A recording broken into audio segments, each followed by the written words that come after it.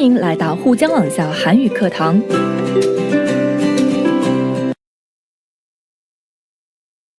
여러분 안녕하세요. 아라예요. 잘 지내셨죠? 오늘은 이번 단원의 정리 수업인데요. 이번 단원에서는 어떤 내용을 배웠었나요? 다 기억하시죠? 네, 바로 삶과 배움에서 한국인의 교육관과 평생 학습에 대해 각기 공부했었죠? 한국인의 교육관을 배우고 나서 여러분은 무엇을 느끼게 되셨나요? 그리고 평생 학습을 배우면서 또 무엇을 느끼게 되셨나요? 오늘은 그런저런 재미있는 내용들을 다시 한번 보면서 정리를 해보겠어요. 자, 1번. 빈칸에 알맞은 말을 골라 쓰십시오. 자, 빈칸에 단어들이 있죠? 이런 단어들이 어떤 뜻을 가졌는지 기억나시나요? 자, 그러면 같이 다음 문장을 보면서 같이 생각해 볼게요. 현 시대에서 살아남으려면 끊임없이 자기를 개발해야 한다. 그렇게 되면 풍부한 지식을 소유하게 되어 치열한 경쟁에서 승리할 수 있기 때문이다. 수시로 도태되고 업데이트하는 정보화 시대에서 희생되지 않으려면 자신에 대한 투자를 아끼지 말아야 한다. 자, 이런 중요한 어휘들의 의미를 다 아시겠어요? 그러면 단락마다 동시에 들어갈 수 있는 어휘를 잘 생각해 보면서 써넣어 보세요.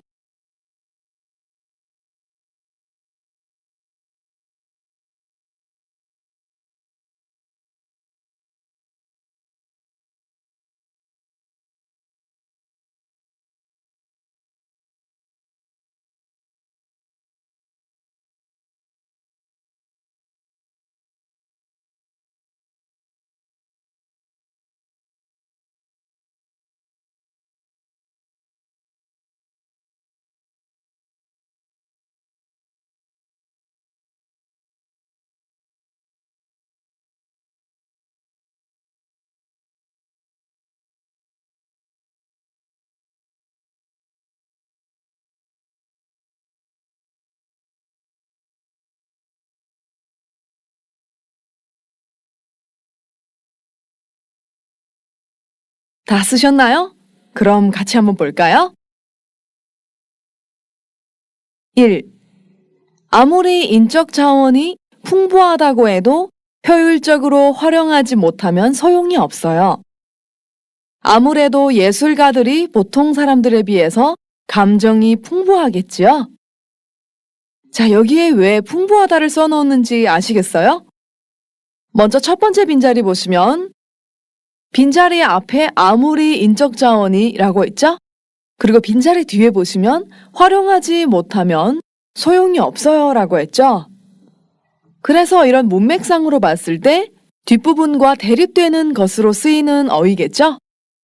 자, 그래서 풍부하다를 쓰시면 돼요. 계속해서 다음 구절 볼게요. 아무래도 예술가들이 보통 사람들에 비해서 감정이 어떨까요? 네, 풍부하죠? 그래서 감정이 풍부하다라고 쓰시면 돼요. 자, 여기에서 효율적으로 高效的的意思 감정이 풍부하다 感情丰富的意思那这段话的中文大意是什么呢？就算人力资源再丰富，如果不能高效率的使用，那就没有用。不管怎么说，艺术家们相比普通人感情丰富吧。 자, 다음 2번 보겠습니다. 그는 치열한 경쟁을 뚫고 입사 시험에 합격했다. 세계 무대를 향한 치열한 도전과 경쟁으로 세계 최고의 브랜드를 탄생시켰다. 자, 여기에서 첫 번째 빈자리 뒤에 보시면 어떤 경쟁을 뚫고 라고 했기 때문에 경쟁을 수식하는 말이겠죠? 보통 경쟁을 가리킬 때는 치열하다를 많이 써요. 그리고 뒤에서 경쟁을 뚫고 입사 시험에 합격했다고 했기 때문에 경쟁을 뚫는 일이 몹시 어려운 일이라는 뜻이겠죠? 그래서 치열하다라고 쓰시면 돼요. 자, 다음 구절 보시면 어떤 도전과 역시 도전을 수식하는 말이죠. 자, 그 뒤에 보시면 세계 최고의 브랜드를 탄생시켰다라고 했죠. 자, 여러분 생각해 보세요. 이 세상에 얼마나 많은 사람들이 살고 있죠? 네, 아주 많죠? 그 중에서 세계 최고라는 것은 아주 어려운 일이겠죠? 그리고 굉장한 성과죠? 그렇기 때문에 역시 수많은 사람들이 도전을 하고 있겠죠? 이럴 때는 도전 앞에도 치열하다라는 단어가 가장 합당해요. 그래서 치열하다라고 쓰시면 됩니다. 那这段话的中文大意是什么呢？他突破激烈的竞争，通过了入社考试，以面向世界舞台的激烈的挑战和竞争，诞生出了世界最顶尖的品牌。 자, 세 번째 보겠습니다. 교사는 학생의 잠재된 능력이 개발되도록 충분한 기회를 주어야 한다. 여기 빈자리 앞에 보시면 잠재된 능력이라고 했기 때문에 개발이라고 써넣으셔야 돼요. 자, 다음 구절 볼게요. 여러 언어를 습득하는 것이 아이들의 두뇌 개발 촉진에 기여한다는 연구 결과가 있다. 자, 빈자리 앞부분 보시면 여러 언어를 습득한다고 했죠? 그러면 여러분 한번 생각해 보세요. 여러 언어를 알면 어떤 좋은 점이 있을까요? 말을 많이 하게 되죠? 특히 다른 나라의 말을 할 때 많은 생각을 하겠죠? 그러면 두뇌의 많은 부분들이 작업을 시작하면서 두뇌 개발 촉진에 어떠한 좋은 점이 있겠죠? 그렇기 때문에 두뇌 개발 촉진에 기여한다라고 쓰셔야 돼요. 자, 여기에서 습득하다, 学会掌握的意思， 두뇌, 头脑的意思， 촉진, 促进的意思， 기여하다, 贡献, 奉献的意思。 그럼 이 단락은 무슨 뜻을 갖고 있을까요? 我们来看一下它的中文大意。 教师要充分提供启发学生潜在能力的机会。有研究结果显示，掌握多门语言在启发孩子脑部方面有促进作用。 자, 다음 네 번째 보겠습니다. 국가나 집단을 위하여 개인을 희생하기란 쉬운 일이 아니다. 경제 성장을 위해서 민주주의의 발전을 희생해도 된다고 생각하십니까? 자, 여기 빈자리 보시면 국가나 집단을 위하여 개인을 어떻게 할까요? 네, 바로 개인을 희생하는 것은 쉬운 일이 아니죠? 그래서 희생하다라고 쓰시면 돼요. 자, 다음 경제 성장을 위해서 민주주의의 발전을 어떻게 할까요? 네, 희생하죠? 경제 성장은 민주주의 발전에 영향을 미칠 수도 있는 거죠? 그래서 희생이라고 쓰시면 돼요. 那这段话的中文大意是什么呢？为了国家或者集体牺牲自己是件不容易的事情。您认为可以为了经济增长而牺牲民主主义的发展吗？ 자, 이제 1번 연습 문제 다 아시겠죠? 그러면 다음 연습 문제를 같이 볼게요. 2. 다음의 표현을 사용해 문장을 만들어 보십시오. 네, 문장을 만드는 연습 문제군요. 자, 그러면 주어진 어휘들과 문법을 이용해서 문장을 한번 만들어 보세요.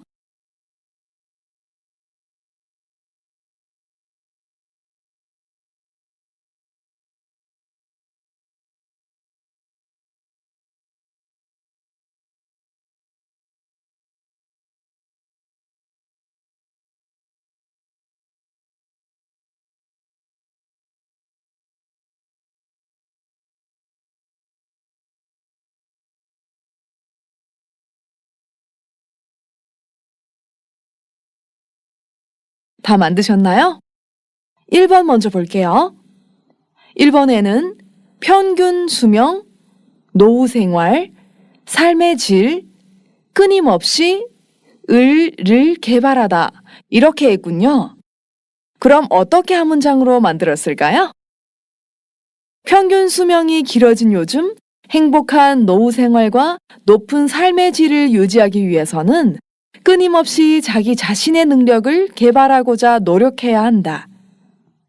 平均寿命变长的最近，为了维持幸福的晚年生活和高的生活质量，需要不断的努力开发自己自身的能力. 자, 다음 두 번째 볼게요.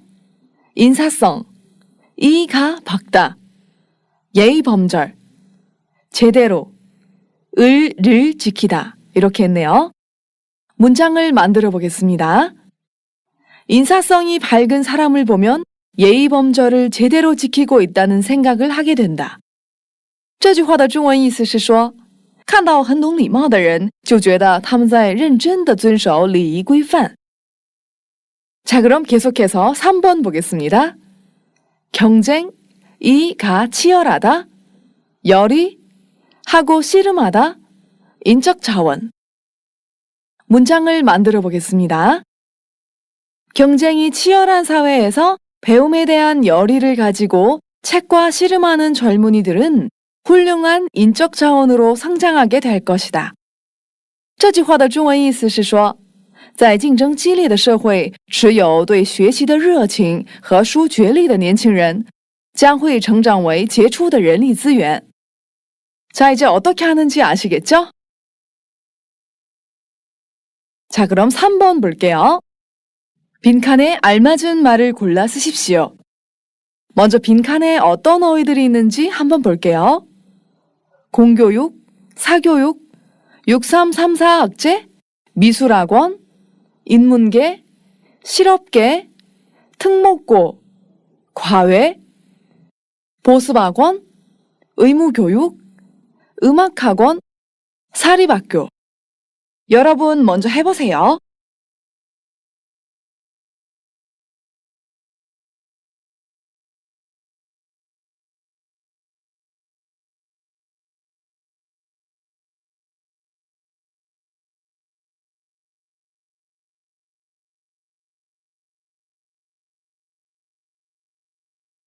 자, 그럼 어떻게 써놔야 될지 같이 볼게요.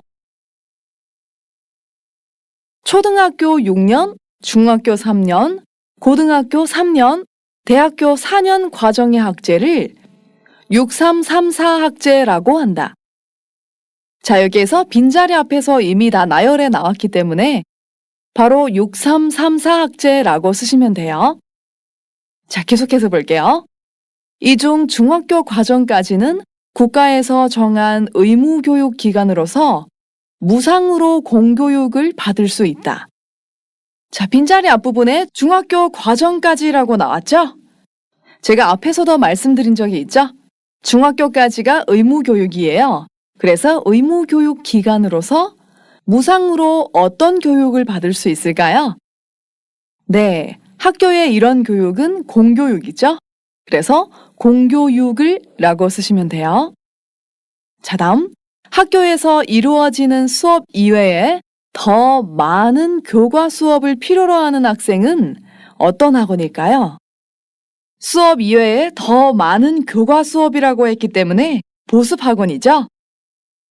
자, 다음 예능 수업을 원하는 학생은 미술학원이나 음악학원 같은 학원을 개별적으로 선택하여 이용하기도 한다. 여기서는 예능이라고 했기 때문에 미술학원이나 음악학원이라고 써넣으시면 돼요. 자, 이 문장에서 볼게요. 무상으로, 无偿的,免费的的意思. 개별적으로, 个别的的意思. 자, 계속해서 보면 이러한 사교육을 집에서 받는 경우에는 자, 집에서 하는 교육은 뭘까요? 네, 바로 과외죠. 그래서 과외라 한다.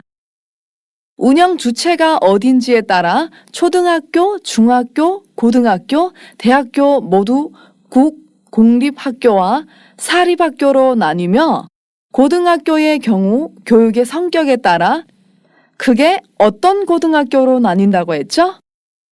네, 바로 인문계, 실업계, 예체능계 고등학교로 나뉜다.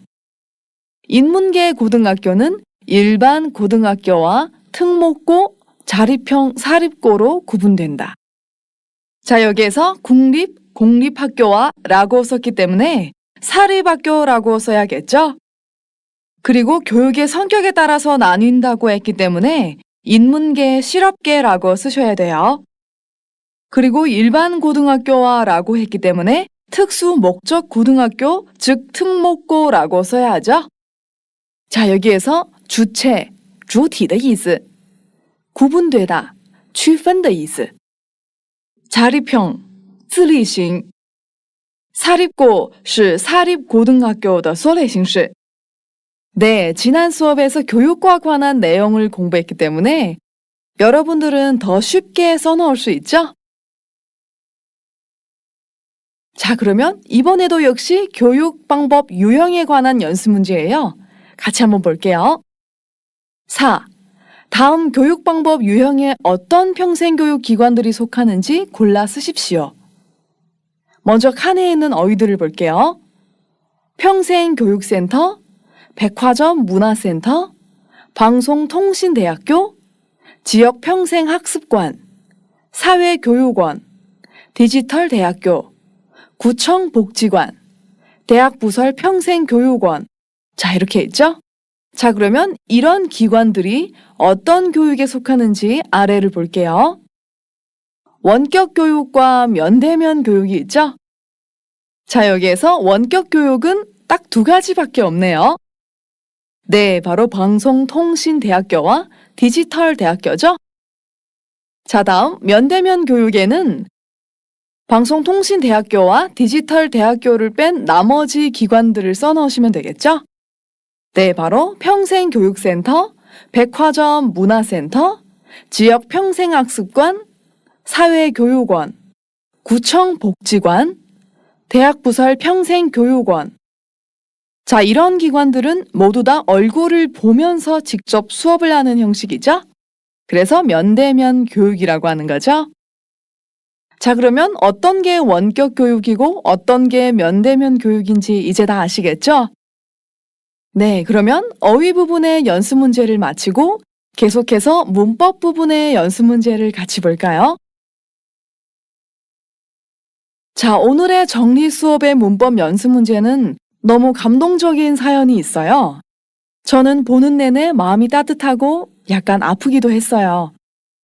그럼 같이 연습 1번 볼까요? 1.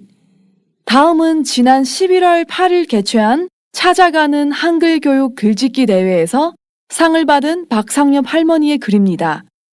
오랜 문맹에서 벗어난 할머니가 돌아가신 남편께 보내는 편지입니다. 읽고 편지의 내용을 이해해 봅시다. 여기에서 글짓기 대회, 写作比赛的意思. 상을 받다, 获奖的意思. 문맹, 文盲的意思. 자, 그럼 편지의 내용을 같이 한번 읽어볼까요? 하늘나라에 있는 당신에게 55년 전의 당신을 오늘 불러봅니다. 내 가슴이 미어질 것 같소. 떠나면서 곧 돌아오겠다던 당신은 오늘까지 그림자도 보이지 않아. 우리 가족은 어떻게 살아왔겠어. 늙으신 부모와 4개월 된 아들을 나한테 맡겨두고 떠난 후 부모님은 저 세상으로 떠났고 남겨두고 간 아들은 잘 자라서 부산에서 은행 지점장으로 착실히 살고 있어. 작은 농사 지으면서 아들 공부시키기가 쉽지 않아. 부산 자갈치 시장에서 장사도 하면서 공부를 시켰소. 여보, 당신은 55년 동안 어떻게 지내고 있어? 우리가 만나면 얼굴을 알아볼 수 있을까요? 훗날 나도 당신 찾아 하늘나라에 가면 나를 찾아주오. 우리 만날 때까지 편히 계십시오. 11월 8일 당신 아내가. 자, 이 문장을 보시면 틀린 글자들이 꽤 있죠? 네, 아무래도 우리 할머니가 쓰신 글이기 때문에 틀린 철자들이 좀 있는데요. 여러분들은 이 글을 읽으시면서 어떤 느낌이 드셨나요? 저는 정말 가슴이 뭉클하고 참 아프더라고요. 그런데 한편 76세의 연세에도 한국어 공부를 열심히 하신 할머니께서 정말 너무 대단하신 것 같아요. 자, 이 편지에 틀리게 나온 글자들을 여러분들은 고칠 수 있나요? 먼저 편지의 글자를 고쳐볼까요? 자, 같이 보겠습니다. 먼저 첫 번째, 55년 전의 당신을 오늘 불러봅니다죠. 그 다음, 내 가슴이 미어질 것 같소. 떠나면서 곧 돌아오겠다던 당신은 오늘까지 그림자도 보이지 않아. 계속해서 보겠습니다. 우리 가족은 어떻게 살아왔겠소? 늙으신 부모와 4개월 된 아들을 나한테 맡겨두고 떠난 후 부모님은 저 세상으로 떠났고 남겨두고 간 아들은 잘 자라서 부산에서 은행 지점장으로 착실히 살고 있어. 계속해서 보겠습니다. 작은 농사 지으면서 아들 공부시키기가 쉽지 않아. 부산 자갈치 시장에서 장사도 하면서 공부를 시켰소. 여보, 당신은 55년 동안 어떻게 지내고 있어? 그 다음, 우리가 만나면 얼굴을 알아볼 수 있을까요? 훗날 나도 당신 찾아 하늘나라에 가면 나를 찾아주오. 우리 만날 때까지 편히 계십시오. 11월 8일 당신 아내가. 여러분도 이렇게 보완해 내셨나요? 자, 그러면 같이 연습 문제 2번 보겠습니다. 2. 미선 씨가 위에 편지를 읽고 할머니와 하는 대화입니다. 다음 대화를 완성하십시오. 자, 미선 씨와 할머니의 대화죠? 같이 볼게요. 할아버지가 많이 그리우신가 봐요. 시간이 그렇게 지났는데도 말이에요. 결혼한 지 얼마 안 돼서 세상을 떠난 만큼 더 많이 그리워요. 아까 편지에서 할아버지께서 돌아가신 지가 55년이나 흘렀다고 했죠? 그렇기 때문에 아마 결혼하셔서 얼마 안 돼서 돌아갔을 거예요. 그래서 결혼한 지 얼마 안 돼서 세상을 떠난 만큼 더 많이 그리워요. 그 이유나 근거가 되겠죠? 자, 계속 볼게요. 할아버지 돌아가시고 할머니 혼자 고생이 많으셨지요? 농사 지으랴, 시장에서 장사하랴 고생이 많았어요. 아까 편지에서 농사 짓고 시장에서 장사를 한다고 할머니가 말씀하셨죠? 그래서 이 두 가지 일을 다 하였기 때문에 무척 고생을 하셨다고 말씀을 하시네요. 자, 3번. 혼자 되신 후에 바로 한글을 배우셨으면 살기가 조금은 덜 힘드셨을 텐데요. 정신없이 살다 보니 그로 인해 한글 공부는 생각지도 못했어요. 할아버지께서 돌아가신 후 할머니는 혼자 아이를 키우시느라 무척 고생을 많이 하셨겠죠?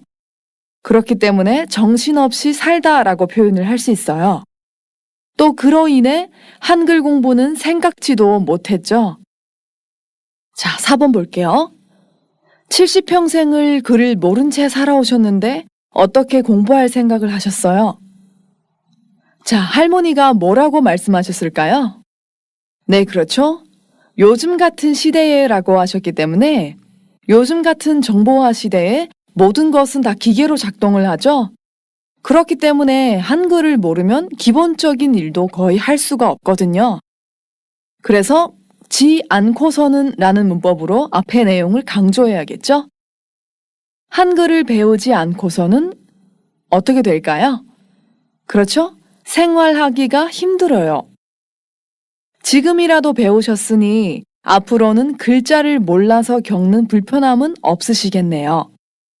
자, 여러분들도 이제 편지의 내용과 이 대화의 내용을 다 이해하셨나요?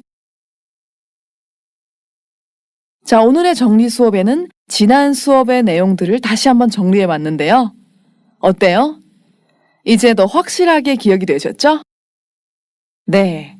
그동안 다른 단원들의 내용들도 참 재미있고 의미가 있었지만 이번에 삶과 배움이라는 이 주제는 정말 너무 뜻깊었던 것 같아요. 지금 우리도 계속 배우고 있죠? 만약 우리가 배우는 것을 그친다면 우리의 생활의 진정한 의미도 거기에서 그친다고 생각을 하거든요. 여러분들도 배움으로 자신의 삶을 더 가득 채우셔야 돼요. 아시겠죠? 자, 그럼 오늘의 정리 수업은 여기에서 마치겠습니다. 여러분 수고 많으셨습니다. 안녕히 가세요.